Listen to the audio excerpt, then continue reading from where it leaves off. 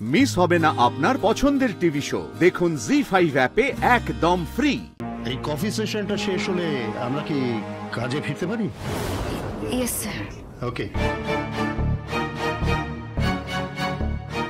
এই লোকটা না যখনই সুযোগ পায় আমাদের ডেস্কের চারপাশে ঘুরঘুর ঘুরঘুর করতেই থাকে। হ্যালো শ্রী, তোকে বেরোতে দেবে তো? কিন্তু যেভাবেই হোক অন্তত 10 মিনিটের জন্য হলেও আজ আমাকে বেরোতেই হবে।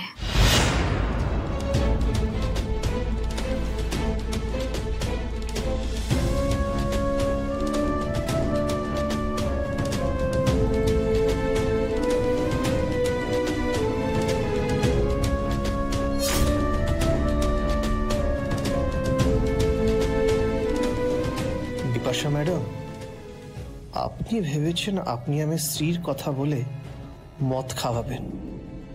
আমিও রাজ ঘোষাল, আপনি ডালে ডালে তো আমি পাতায় পাতায়।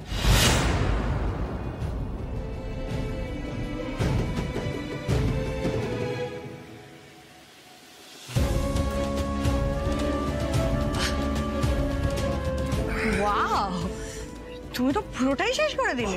আমার গলাটা জ্বলে গেছে, পুরোপুরি জ্বলে গেছে বিপাশা। মানে কিভাবে যে আপনারা এইসব ছাইপাস খান আমি জানি না।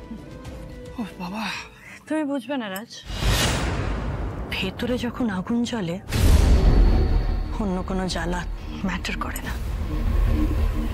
এনিওয়েজ, তোমার ড্রিঙ্কটা তো শেষ হয়ে গেছে, আরেকটা বল। না না দেখুন, আপনি আমাকে বলেছিলেন এটা খেতে, আমি খেয়েছি, কিন্তু এখন শ্রী আমার জন্য অপেক্ষা করছে।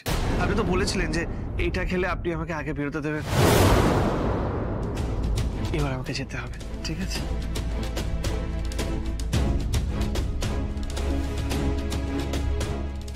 তোমাকে আমি কোনো মতেই শ্রীয়ের সাথে নিউ ইয়ার ইভ কাটাতে দেব না রাজ। তার জন্য আমাকে যা করতে হয় আমি করব। রাজকে বেরিয়েছে, ওকে একটা ফোন করি। না, যদি রাস্তায় থাকে।